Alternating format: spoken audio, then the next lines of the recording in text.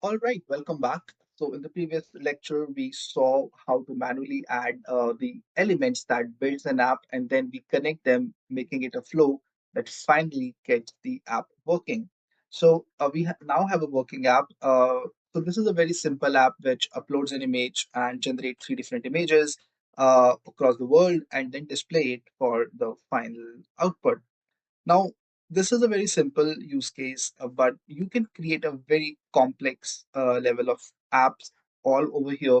So you can add multiple user inputs. So you can probably ask, what is your name, right? And then give an input type as text, and also add it to the image. So you can add multiple layers. Again, you can add, not a user input. I'll probably delete. I'll add another layer of generation, and I will say, uh, think of yourself as a travel photographer and create images that are Insta worthy and catchy, right?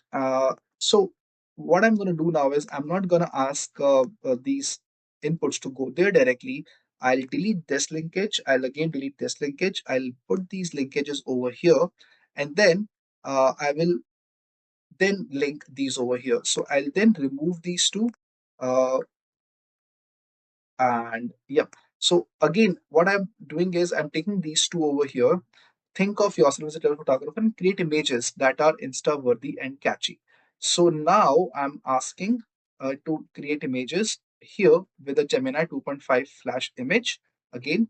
And then, or rather, what I can do is I can actually do it over here and create image description that are Insta worthy and catchy. So now I am asking the image and the name, and then taking these two, I am asking to create an image description, and using that image description, I'm asking the 2.5 flash image to create an image. So you take the flow, we have inputs, and then we have one model which is creating an image description, and then we have another model that is actually creating the images, and then finally we are displaying the images.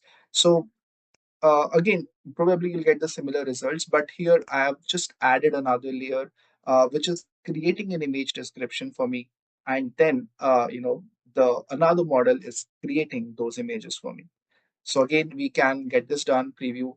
So there are a lot of things that you can add. Probably you can add an asset. I'll upload a file. I'll say that okay. I will say that Google image. Okay. I will say so. This is the logo. I will say ta-da-ta. So this logo should always be a part of the image generated, right? Okay, so this is how it is. So again, I mean, this is the logo that will always be a part of the generated images.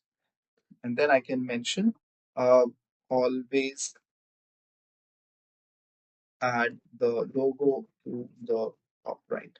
So that's why you can add assets, which is a generated, which is an uploaded asset. You can add more steps before the final output comes in. You can add multiple inputs to give to the user. So these are the different things that you can do. Again, under each section, you'll find a lot of other stuff. So you can, under the input, you will see that there are different input types. There are audio input types, text, video, all of these input types.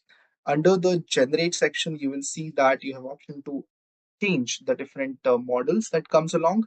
Depends on the kind of action you want to take. If you want to create an image, if you want to create a if you want to create an image, use the flash image or the Imagen. If you want to create text, you can use the 2.5 flash or 2.5 pro. If you want to create audio, you can use audio LM. So depending upon your target action, pick up the model and then give the prompt in a natural language, and finally combine these two.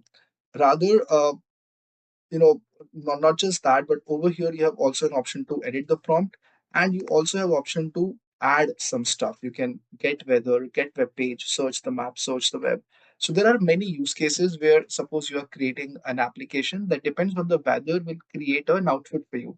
So if you want to get the weather, so you have to get the input from the user that okay, which city you are in, and then get the weather of that city currently by using this particular tool, which will get the weather and will then generate the outfit accordingly. So these are the kind of stuff that you can do.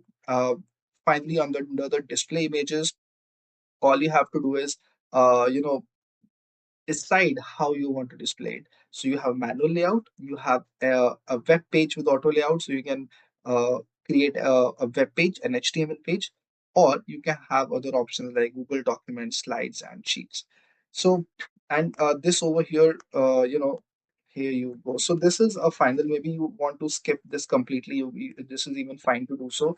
There is nothing that would come over here. This text will go as is. So better keep an empty text, or maybe add happy traveling, or hey you go, imagine your happy imagining yourself at these places, or welcome to Europe, something like that. So that way this will work perfectly. All right, I hope this was helpful. Thank you for joining me in this one, and I will see you in the next.